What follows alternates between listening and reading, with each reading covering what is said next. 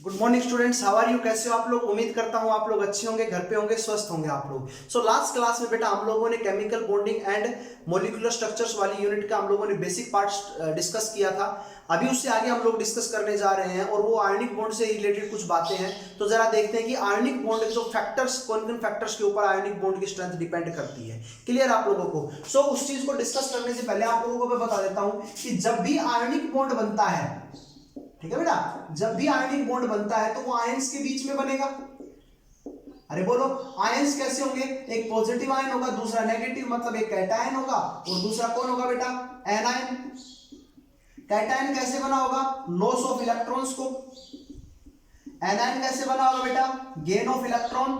और आप लोग प्रीवियस यूनिट के अंदर लोग पढ़ के आए हो कि जब भी इलेक्ट्रॉन्स बने, लॉस होगा, तो उस समय एनर्जी की रिक्वायरमेंट होती है। एनर्जी की क्या होती है बेटा? रिक्वायरमेंट होती है। क्लियर है? और गेन ऑफ इलेक्ट्रॉन्स में एनर्जी हमेशा क्या होगी बेटा? बताइए, रिलीज होगी। एनर्जी क्या होगी बेटा? यहां पर रिलीज होगी। तो इस प्रकार से हम लोग आप लोगों के साथ बोल सकते हैं कि जब एनर्जी की रिक्वायरमेंट है, तो अगर किसी में लेस अमाउंट ऑफ एनर्जी की रिक्वायरमेंट है, मींस वो इजीली कैटायन बना लेगा। थोड़ी सी एनर्जी देते ही वो कैटायन बना लेगा। समझ में आया आप लोगों को? और अगर किसी के पास लार्ज अमाउंट ऑफ एनर्जी की रिक्वायरमेंट है, तो वो कैटायन बहुत मुश्किल से बनाएगा, हम लोगों को ज्यादा एनर्जी देनी पड़ेगी। तो अगर किसी को कैटायन आसानी से किसी में बन जाता है, किसी में कैटायन आसानी से बन जाता है लॉसिंग ऑफ इलेक्ट्रॉन से, तो वो कंपाउंड डेफिनेटली आयनिक बॉन्ड की तरफ या आयनिक बॉन्ड ज्यादा जल्दी बना पाएगा एज कंपैरिजन टू जिसकी आयोनाइजेशन एंथैल्पी क्या है? ज्यादा है। तो व्हाट इज आयोनाइजेशन एंथैल्पी? बताइए क्या होगी आयोनाइजेशन एंथैल्पी? कि कितनी अमाउंट ऑफ एनर्जी की रिक्वायरमेंट है इलेक्ट्रॉन्स को लॉस करवाने के लिए, that is ionisation enthalpy. Clear आप लोगों को? वहीं पर बात करते हैं इलेक्ट्रॉन गेन एंथैल्पी। आपको पता है जब एनर्जी रिलीज होती है तो कैसी होती है? नेगेटिव। तो कोई भी इलेक्ट्रॉन अगर किसी भी एलिमेंट की सेल के अंदर, एटम की सेल के अंदर इजीली घुस जाता है, चला जाता है, या एलिमेंट उस इलेक्ट्रॉन या एटम उस इलेक्ट्रॉन को इजीली गेन कर लेता है, तो वो उतनी ज्यादा अमाउंट में एनर्जी रिलीज करेगा नेगेटिव में। आपको पता है हैलोजेंस की इलेक्ट्रॉन गेन एंथैल्पी क्या होती है? ज्यादा होती है। क्यों होती है हैलोजेंस की ज्यादा? क्योंकि they have greater tendency to accept the electron to complete their octet. So इसी वजह से तो हम लोग बात करते हैं कि हैलोजन की इलेक्ट्रॉन गेन एंथैल्पी सबसे ज्यादा है। तो आयोनाइजेशन एंथैल्पी सबसे कम किसकी होगी? एल्कली मेटल्स की। इलेक्ट्रॉन गेन एंथैल्पी सबसे ज्यादा किसकी होगी? हैलोजेंस की। आप लोगों को पता है इस बात का? और सबसे ज्यादा जो आयनिक बॉन्ड हम लोग में बनाते हैं वो कौन कौन बनाती है बेटा? एल्कली मेटल्स बनाती है। किसके साथ बेटा? हैलोजेंस के साथ मिलकर। एग्जांपल देख लो, NaCl, KCl, है ना, LiCl, जितने भी एग्जांपल्स हैं वो क्या बनाते हैं? सबसे ज्यादा चांसेस होते हैं वहां पर आयनिक बॉन्ड बनने के। ऐसा जरूरी नहीं है कि एल्कली मेटल्स ही बनाती है, अल्कलाइन अर्थ मेटल्स भी आयनिक बॉन्ड बनाती हैं। क्लियर आप लोगों को? समझ में आ गई? तो जनरली जब भी आयनिक बॉन्ड बनेगा तो आपको पता है मेटल्स और हैलोजेंस क्या होती है बेटा? Non metal. तो नॉन मेटल्स और मेटल्स के बीच में जब भी बॉन्ड बनता है, आप लोगों को पता है कौन सा बॉन्ड बनेगा? आयनिक बॉन्ड बनेगा। क्लियर आप लोगों को? मेरी बात समझ में आई सभी को? वो सिंपल सा बात आप लोगों ने पढ़ा भी होगा कि जहां पर आपका इलेक्ट्रोनेगेटिविटी का डिफरेंस सबसे ज्यादा होगा वहां पर ही क्या होगा बेटा? आयनिक बॉन्ड की फॉर्मेशन होगी, वहीं पर परसेंटेज ऑफ आयनिक कैरेक्टर ज्यादा होगा। क्लियर आप लोगों को? तो हम लोगों को एक बात समझ में आती है कि सर आयनिक बॉन्ड बनाने के लिए आयोनाइजेशन एनर्जी कम होनी चाहिए, इलेक्ट्रॉन गेन एंथैल्पी नेगेटिव ज्यादा होनी चाहिए, और तीसरा एक फैक्टर और है बेटा, दैट इज लैटिस एनर्जी। क्या होती है लैटिस एनर्जी? बेटा जब भी दो कैटायन और एनायन आपस में एक दूसरे के साथ जाएंगे, अट्रैक्ट करेंगे, बॉन्ड बनाएंगे, तो जब वो बॉन्ड बनाते हैं तो उस समय जो एनर्जी रिलीज होती है उसी एनर्जी को हम लोग लैटिस एनर्जी बोलते हैं। क्लियर आप लोगों को? तो लैटिस एनर्जी भी नेगेटिव ज्यादा होनी चाहिए। जितनी ज्यादा लैटिस एनर्जी नेगेटिव होगी वो कंपाउंड उतना ही ज्यादा टेंडेंसी होगी उसके पास आयनिक बॉन्ड बनाने की। क्लियर आप लोगों को? तो इस प्रकार से हम लोगों ने बात की आप लोगों के साथ आयनिक बॉन्ड बनाने से रिलेटेड बातें कि आयोनाइजेशन एंथैल्पी कैसी होनी चाहिए, इलेक्ट्रॉन गेन एंथैल्पी कैसी होनी चाहिए, लैटिस एनर्जी कैसी होनी चाहिए। साइज फैक्टर्स की और बात कर लेते बेटा, साइज फैक्टर की बात और कर लेते हम लोग। बेटा अगर मेरे पास मान लो साइज की बात और करता हूं, तो साइज जितना छोटा होगा एनायन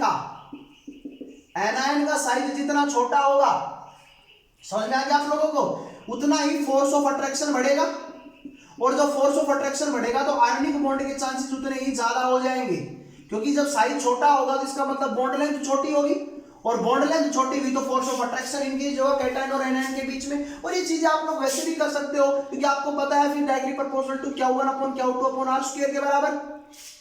अरे बोलिए इसी के बराबर होता है। तो R की अगर बॉन्ड लेंथ कम है, R की वैल्यू कम, R की वैल्यू कम, तो इसका मतलब ये ओवरऑल वैल्यू ज्यादा, तो फोर्स की वैल्यू क्या आ जाएगी अपने पास ज्यादा, और फोर्स की वैल्यू यहाँ पर ज्यादा आ गई तो इसका मतलब उसके पास कौन सी टेंडेंसी होगी, आयनिक बॉन्ड बनाने की उतनी ज्यादा टेंडेंसी होगी।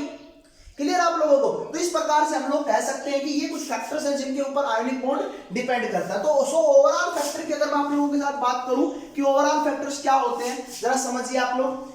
अगर मान लो मेरे पास कहीं पर भी lattice energy plus electron gain enthalpy plus ionisation enthalpy, इन तीनों की एनर्जी का अगर मैं सम करूं और सम में रिजल्टेंट की वैल्यू मेरी कैसी आए बेटा नेगेटिव, तो वो फेवरेबल कंडीशंस होती हैं आयनिक बॉन्ड बनाने की। That are the favourable condition for the formation of ionic bond, formation of ionic bond. Clear आप लोगों को, these are the favourable conditions to formation of the ionic bond. Clear आप लोगों को। सो ये हमारे पास कुछ फैक्टर्स थे जिनकी हम लोगों ने बात की।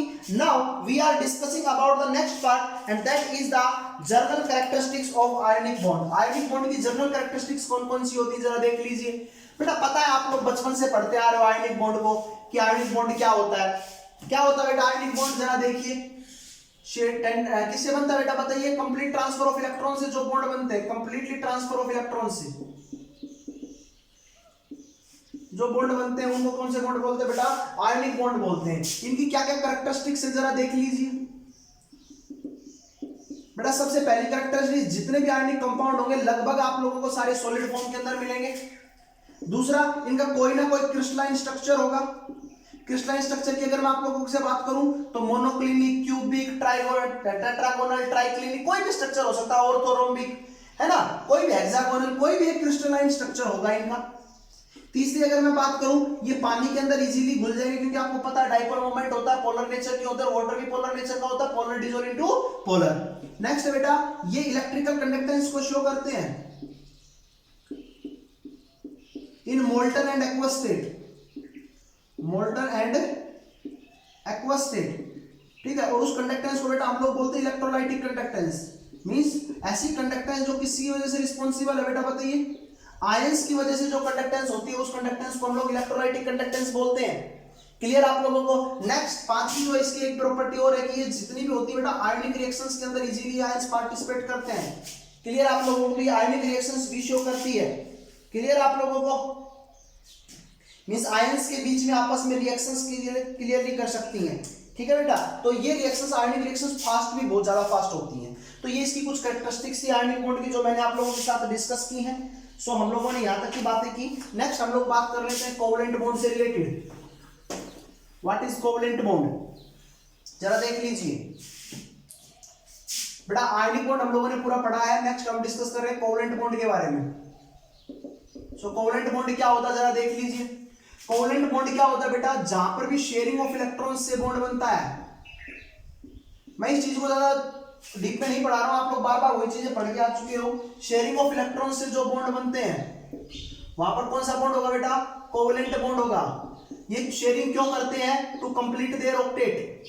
Each and every element wants to complete their octet. वो अपने ऑक्टेट को कंप्लीट करना चाहते हैं, अपने ऑक्टेट या अपने डुप्लेट को कंप्लीट करने के लिए वो क्या करते हैं बेटा, इन इलेक्ट्रॉन्स की शेयरिंग करते हैं। और वहां पर कौन सा बॉन्ड बनता है, कोवलेंट बॉन्ड बनता है। जरा समझिए इस बात को कैसे। फॉर एग्जांपल, हाइड्रोजन की वैलेंस शेल के अंदर एक इलेक्ट्रॉन, दूसरे हाइड्रोजन की वैलेंस शेल के अंदर एक इलेक्ट्रॉन। और हाइड्रोजन एलिमेंट ऐसा एलिमेंट है जो क्या करता है बेटा, डुप्लेट को कंप्लीट करता है। तो ये जो अपना डुप्लेट, इसने अपना डुप्लेट, तो शेयरिंग ऑफ इलेक्ट्रॉन हुई। और शेयरिंग ऑफ इलेक्ट्रॉन से जो बॉन्ड बनता है उसको कौन सा बॉन्ड बोलेंगे, कोवलेंट बॉन्ड। कौन सा बॉन्ड बोलेंगे बेटा बताइए, कोवलेंट बॉन्ड। दूसरा एग्जांपल है मेरे पास ClCl, ये भी कौन सा होगा, कोवलेंट बॉन्ड। आपको पता है इसकी वैलेंस शेल के अंदर 7 इलेक्ट्रॉन, इसकी वैलेंस शेल के अंदर 7 इलेक्ट्रॉन। ये अपने 8 पूरे कर लेगा, ये अपने 8 पूरे कर लेगा। बॉन्ड कौन सा बन जाएगा बेटा बताओ, अरे कौन सा बॉन्ड बन जाएगा, कोवलेंट बॉन्ड।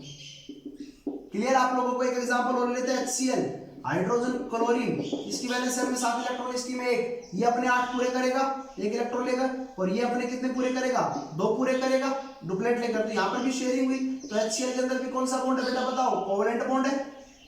ये कौन सा बॉन्ड है? कोवेलेंट बॉन्ड है। तो ये कुछ एग्जांपल्स है। उसके बाद हम लोग बात कर सकते हैं आप लोगों के साथ। एग्जांपल ले लेते हैं O2 और N2 का।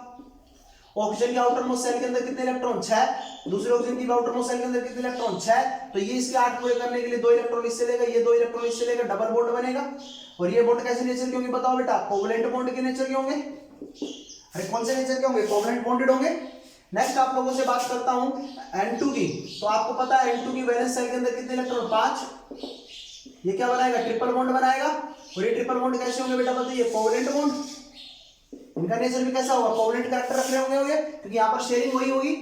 नेक्स्ट बेटा एक एग्जांपल ले लेते हैं NH3 का, H2O का और CH4 का।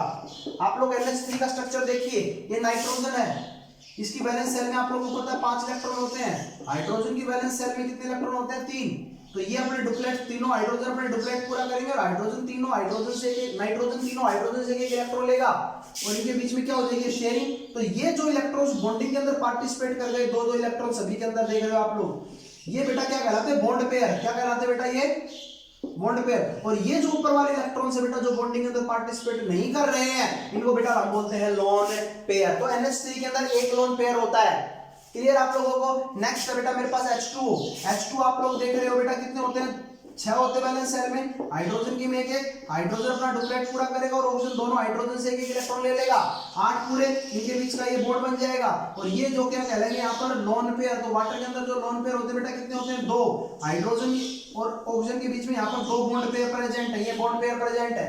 क्लियर है? नेक्स्ट है CH4। कार्बन की वैलेंस सेल के अंदर 4 इलेक्ट्रॉन, हाइड्रोजन हाइड्रोजन हाइड्रोजन और हाइड्रोजन। आपको पता है each and every element want to complete their octet. और डुप्लेट तो हाइड्रोजन अपने 2 पूरे कर लेगा और कार्बन क्या करेगा? सभी हाइड्रोजन से एक-एक इलेक्ट्रॉन्स ले लेगा। तो सभी के बीच में जो बॉन्ड बनेंगे they are purely covalent bond. Clear आप लोगों को? कैसे बॉन्ड होंगे बेटा? प्योरली कोवेलेंट बॉन्ड कहलाएंगे। समझ में आ गया आप लोगों को बात? चलते हैं आगे की तरफ और एक एग्जांपल और ले लेते हैं हम लोग। और वो है बेटा मेरे पास यहाँ पर C2H4 ईथीन मॉलिक्यूल का।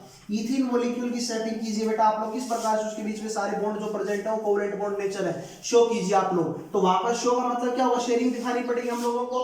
तो उसका लुईस डॉट स्ट्रक्चर बना लेते हैं। क्या बनाएंगे लुईस डॉट स्ट्रक्चर? कार्बन की वैलेंस सेल के अंदर 4 इलेक्ट्रॉन, इस कार्बन की वैलेंस सेल के अंदर भी कितने इलेक्ट्रॉन? 4।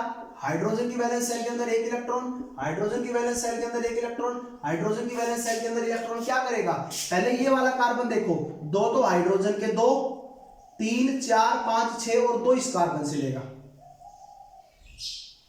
क्लियर है? ये वाला कार्बन क्या करेगा? 2 इलेक्ट्रॉन इसके, इस कार्बन के और दोनों इलेक्ट्रॉन हाइड्रोजन के ले लेगा। ले लिया बेटा? ये हाइड्रोजन इस कार्बन से 1 इलेक्ट्रॉन शेयरिंग के लिए लेंगे, ये इससे शेयरिंग के लिए लेंगे, ये इससे शेयरिंग के लिए लेंगे, ये इससे शेयरिंग के लिए लेंगे। तो यहां पर जो बॉन्ड बनेंगे इन बॉन्ड्स को हम लोग कैसा बॉन्ड बोलेंगे बेटा बताइए? सभी सर इसमें कोवेलेंट बॉन्ड है। कौन सी बॉन्ड है बेटा? Covalent bond. क्लियर आप लोगों को? तो इस प्रकार से आप लोग C2H4 का भी स्ट्रक्चर ड्रा कर सकते हो इजीली।